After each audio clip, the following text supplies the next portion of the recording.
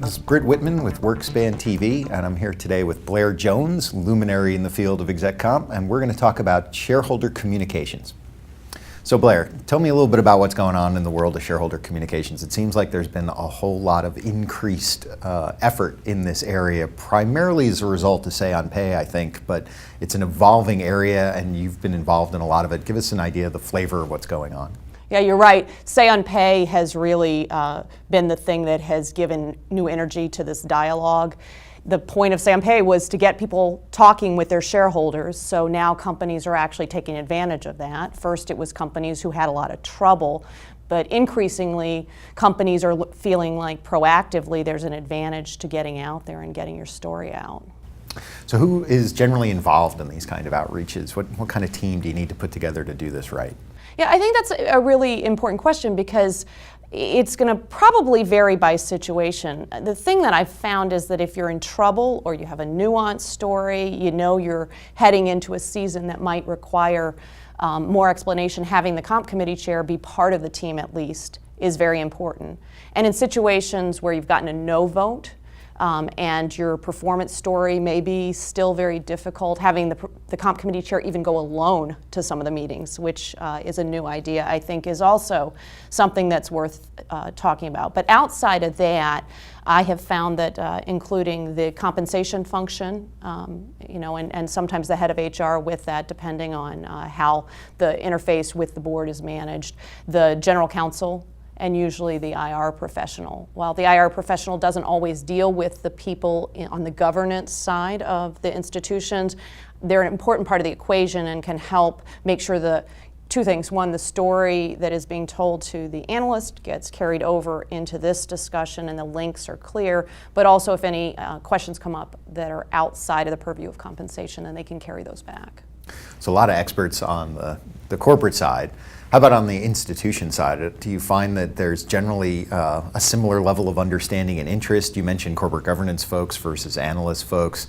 Are there particular institutions that are more or less easy to deal with or understanding of the topic? What's been your experience across the investor base? Well, I think that every institution is getting up to speed on this topic, and they're better today than they were 3 or 4 years ago, but of course every company's story is different, and I think that is what creates the challenge, and that's why these conversations become so important, is the nuance. So I think that as you prepare for these, it's really important to understand how the decisions get made at each institution, and you're going to find some only rely on the governance side of the house, so you definitely want to talk to those people, but probably keep your analyst informed to the extent there's a thumb on the scale that might be there. There are other institutions where the governance side of the house does an initial review, but the portfolio manager has the final say. So that's an important one to understand, and usually then you want both people in the room for that conversation so that you can make sure that you're getting them dialoguing with each other. And then there are others where the analysts, they may be dedicated investors in your industry, and then the analyst makes the decision. So in that case, you're only meeting with the analyst team.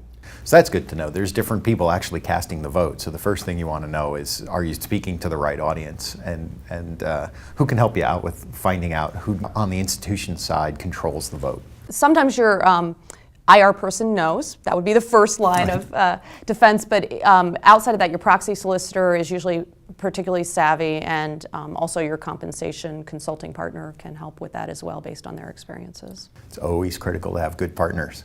So speaking of partners, who's the partner on the institutional investor side? Are they getting advice from anywhere? That I think is the more challenging part. I think that they are reading, they are going to conferences, but I don't know that they are all the time getting consulting of their own or getting educated on their own. So when you prepare, I think you have to go in prepared to be the educator and to help them understand how compensation decisions get made. Clearly you don't want to talk down to them, but you do want to help them understand how your particular story may not fit nicely into boxes that by necessity, I think a lot of the initial reviews have to fall into. And so let's talk about our institutional advisor friends, ISS and Glass Lewis. Are they worth approaching directly? Do they carry a lot of influence with the institutions, or do you advocate just telling your story directly to the institutions that are voting your stock? Well, there's no question that you need to talk to them. They carry a huge weight. ISS carries about 30% influence on the vote is what the statistics have shown, and that's now been over a 3-year period. So if you get an against recommendation from ISS, you can count on your vote going down by at least 20 to 30%. When you add an against from Glass Lewis on top of that, the results become even more troubling. They can be from 10 to 15% is usually their influence. But then, of course, for every company, again, it depends on who your investors are, and sometimes Glass Lewis can have up to 20 to 25% influence. Again, back to the discussion we just had, I think you need to go back to your proxy solicitor and your consulting partners and understand what influence each institution has from the proxy advisory firms.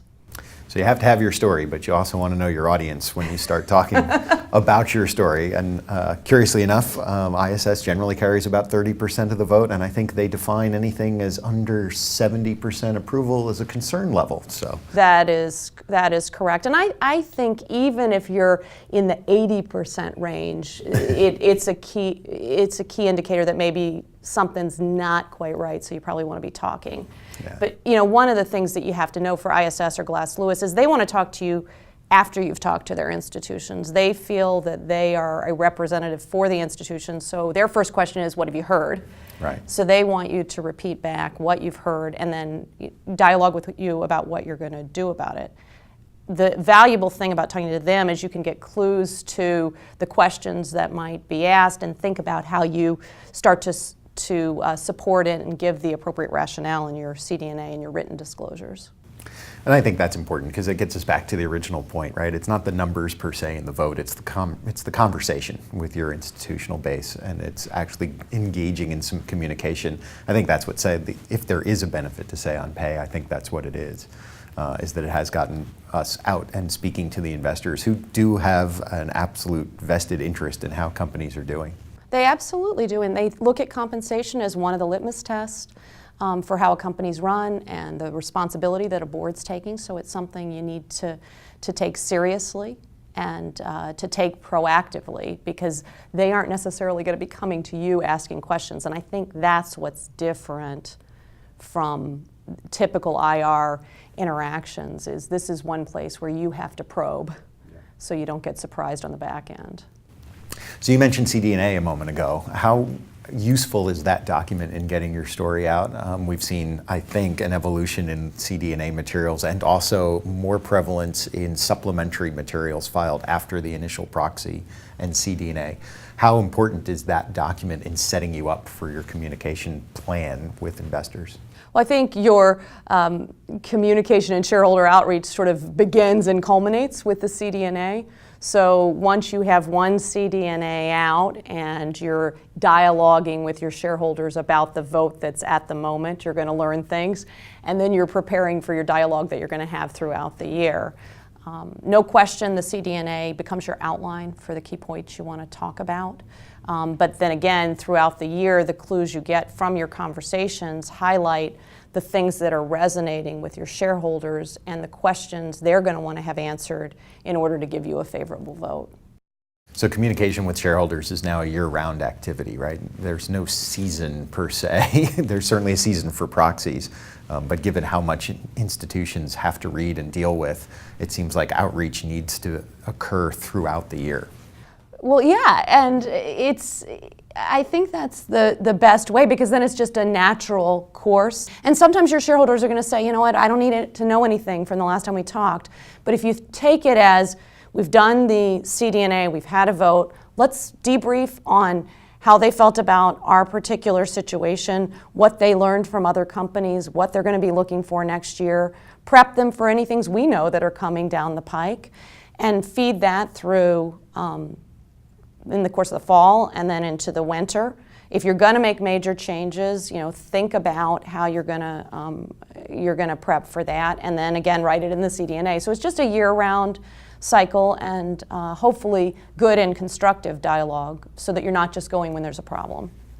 Not just going when there's a problem, I think, is key. Also, your approach. So without naming any names, anybody that you should not involve in this effort, or any efforts that you've seen that have not yielded the intended result? Give us some speed bumps to avoid.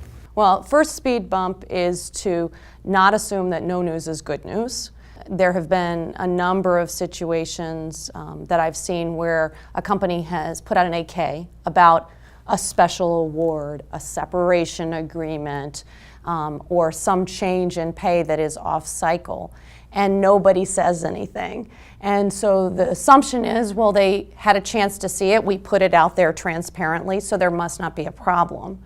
Then when the CDNA comes out and the vote happens, all of a sudden there's an against recommendation or questions about it that, had they known, could have been answered much more easily. So don't assume that no news is good news. That would be number one. Second, don't make this just a time of the proxy or comes out or a reactive type of event, because then you're always on the defensive, and I think shareholders, rightly so, are more skeptical about your motives.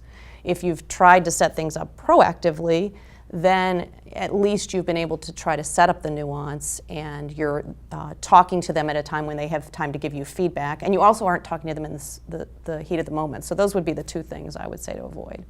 And then I've also heard, don't bring your CEO to these conversations. Well, that's a very good point. It is not becoming for the CEO to be defending his or her own pay, and the shareholders have said that has happened. And it didn't go really well. It didn't go well. It didn't go well. All right, let's talk about the future. Give me a couple of predictions for where shareholder outreach is going. I think we've seen it definitely become more important. Is it going to continue to escalate? Are we going to see people completely dedicated in the compensation field to just dealing with shareholders? Do you think shareholder activism is going to continue to rise, and perhaps we even wind up with binding say on pay? Where do you think we'll be in 4 to 5 years? Oh, it's an interesting question. So I think, just in the short term, in terms of how the narrow view of shareholder outreach evolves, I think, first of all, there's going to be more demand for compensation committee chairs to be part of the dialogue where they aren't already. I see that with a number of institutions where they're actually asking, would you please put us in conversation with our institution and put them front and center. So I think that's item number one. I think item number two is that ISS and Glass Lewis continue to play an important role in terms of summarizing pay programs and giving institutions a set of cliff notes on programs, but institutions really are going to be more savvy, and they're going to have their own policies and desires around what they want to see. So getting closer to the institutions and not just thinking about ISS is going to become increasingly more important. And I think third, the investor relations function is going to need to expand to understand this particular capability set in this audience, and they're going to need to adjust their activity to that. So that would be the more narrow view. On the longer term view, I think say on pay continues to be an important part of the equation here. While a number of companies are continuing to pass at very high levels, I think that the ability for shareholders to have a voice and is not something they're going to want to have go away. So it's going to continue to be there, and shareholders may become more impatient about things that they've let slide before. So that would be a longer term prediction. Great. Well, thanks very much, Blair. Enjoyed having you here. This has been Brit Wittman and Blair Jones for Workspan TV.